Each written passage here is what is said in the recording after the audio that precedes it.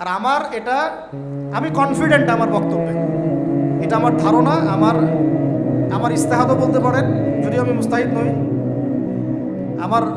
আমার ইন্টারপ্রিটেশন, এই শব্দটা ভালো হবে, ইস্তেহাদ না বলে বলছি আমার ইন্টারপ্রিটেশন, যে অচিরেই তারা পুরো বিশ্বে একটা বড় যুদ্ধ বাঁধিয়েই ছাড়বে। দেখেন, ইনশাআল্লাহ অচিরেই তারা পুরো বিশ্বে একটা বড় যুদ্ধ না বাঁধানো পর্যন্ত থামবে না। এই যুদ্ধগুলো এমনি এমনি লাগে নাই, এরা লাগায়, পিছন থেকে লাগায়। ওদের স্বার্থ কি? অস্ত্র বাণিজ্য। কি বাণিজ্য?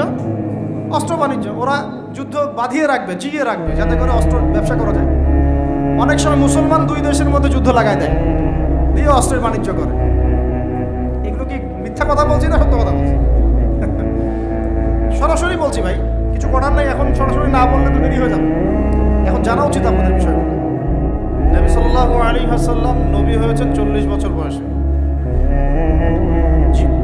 জন্মগ্রহণের আগে বাবাকে হারিয়েছেন, তারপরে 6 বছর বয়সে মাকে হারিয়েছেন,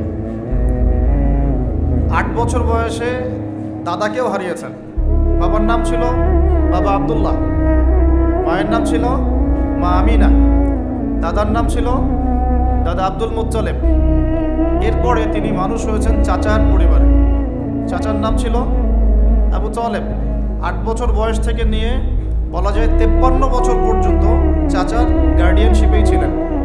সুবহানাল্লাহ। এই চাচা আবু তালেব নবী সাল্লাল্লাহু আলাইহি ওয়াসাল্লামের জন্যে এবং দ্বীন ইসলামের জন্যে, কারণ তার ভাতিজার দিন তো তারই দিন, এমন কোনো ত্যাগ নাই যা স্বীকার করেন নাই।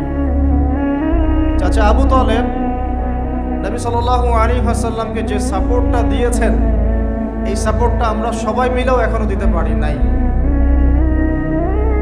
বিশ্বাস করেন? যে সাপোর্টটা নবী সাল্লাল্লাহু আলাইহি ওয়াসাল্লামকে চাচা আবু তালেব দিয়েছেন, এই সাপোর্ট আমরা সবাই মিলেও তাকে দিতে পারি নাই। চাচা আবু তালেব শেষ পর্যন্ত কালিমা পড়েন নাই। সাহাবীরা জিজ্ঞাসা করেছিলেন যে, ইয়া রাসূলুল্লাহ সাল্লাল্লাহু আলাইহি ওয়াসাল্লাম, আপনাকে এত সাপোর্ট দেওয়ার পরে চাচা আবু তালেবের কি কোনোই উপকার হবে না, লাভ হবে না? নবীজি বলেছেন সাল্লাল্লাহু আলাইহি ওয়াসাল্লাম, আমি না থাকলে আমার চাচাকে জাহান্নামের একদম অতল তলে রাখা হতো। আমার কারণে আল্লাহ রাব্বুল আলামিন তাকে জাহান্নামের উঁচু জায়গায় রাখবেন, জাহান্নামের উঁচু জায়গায় রাখবেন, যেখানে আগুন তার পায়ের গোড়ালি স্পর্শ করবে, এতেই তার মগজ টকবক করে ফুটতে থাকবে। আপনারা কি আমার বাংলা ভাষা বুঝতে পারছেন?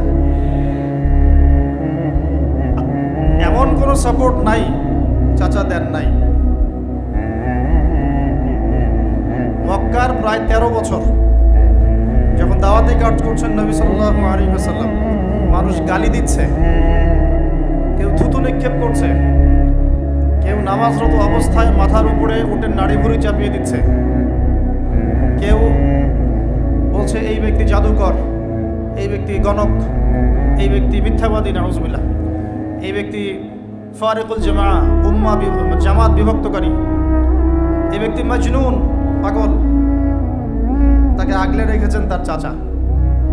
মানুষ অর্থনৈতিক বয়কট করছে, চাচা আগলে রেখেছেন। 3 বছর সমাজ থেকে বহিষ্কার করা হয়েছে, গাছের ছাল পাতা খেয়ে থেকেছেন বনু হাশিম, চাচা আগলে রেখেছেন। চাচা ছোটবেলা থেকে তাকে এত মহব্বত করেছেন,